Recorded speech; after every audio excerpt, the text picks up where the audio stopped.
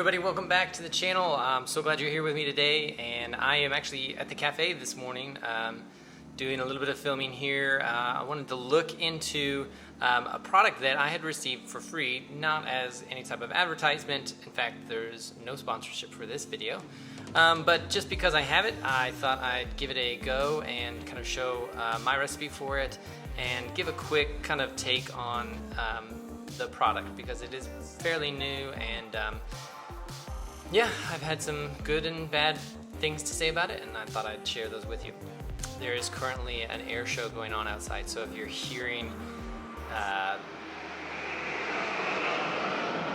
few weeks ago, Brewista was actually giving away their Smart Brew steeping filter.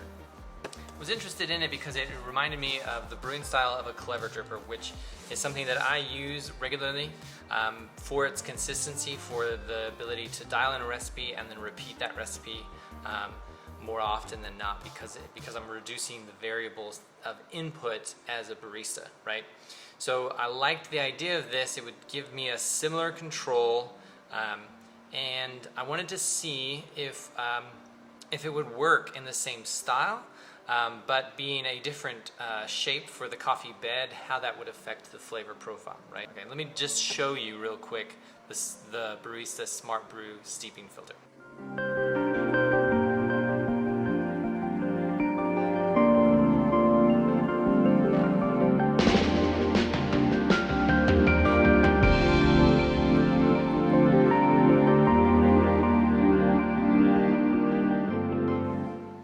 It is a little, can I say, unattractive.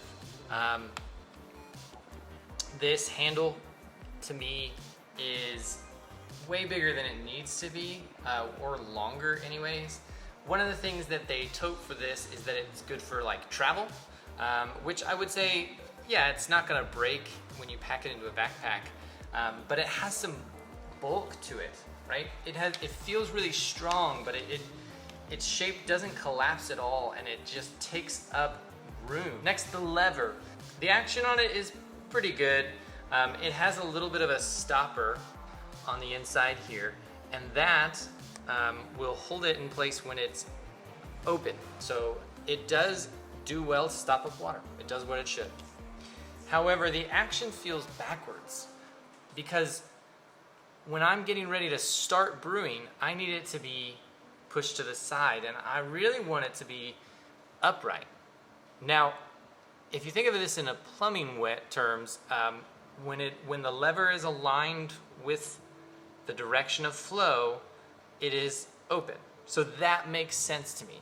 But when I'm thinking of it from a brewing standpoint, this is my initial position, and then activating it should open up the brewer, right? So it's a small complaint. It's really, the action is good. You can turn it either direction with both hands without stirring up the coffee too much. And the lever feels pretty solid. They recommend using the Brewista filters. I found these to be a little flimsy. They don't hold their shape well, which is a little disappointing. This is a pretty common filter, so you wouldn't have to use Brewistas. However, a case of these was only, I think, $7, and it came with like 100 or 150 filters. So not a bad deal. As far as brewing with them, they do a good job. They filter out non-dissolved solids, and they allow a lot of good things to come through and get into that cup.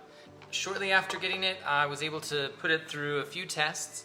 It really only took me about 2 or 3 attempts, beginning with the same recipe that I was using on Clever Drippers, and then from there just making small adjustments each time. I think on the 3rd attempt I was able to get a satisfactory brew, and then I was able to repeat that result following that recipe. It's very, very simple. It's very easy to train people on how to do it, and to say, this is what I'm doing. If you follow these steps, you should get a similar result once your grind setting is dialed in, because that's going to be the main difference between brewing it in one location to another is your grind setting going to be similar or different. Now, the reason I love this brewing style, aside from its consistency and repeatability, is that it really, to me, mirrors what I do when I cup coffees. It's just a nice way to be able to repeat the brewing process for every cup and get them consistent so that you're giving each one a chance. With these steeping methods, we're doing exactly the same thing. All the coffee, all the water goes into the brewer and is allowed to sit for an amount of time, and then it is broken up, and then what we're doing in here that's different is we're pulling that coffee through a filter medium and filtering out all of the non-dissolved solids. Show you how I'm brewing with it right now, and we're going to compare it to our clever recipe, and we're going to taste them side by side, and we're going to see if we can get a as good, better, or not as good result. If you have managed to snag one of these and you're looking for a way to brew, this could be a good starting point, and from there you can make small tweaks to it to get a good brew out of it. Get something very good, get something excellent.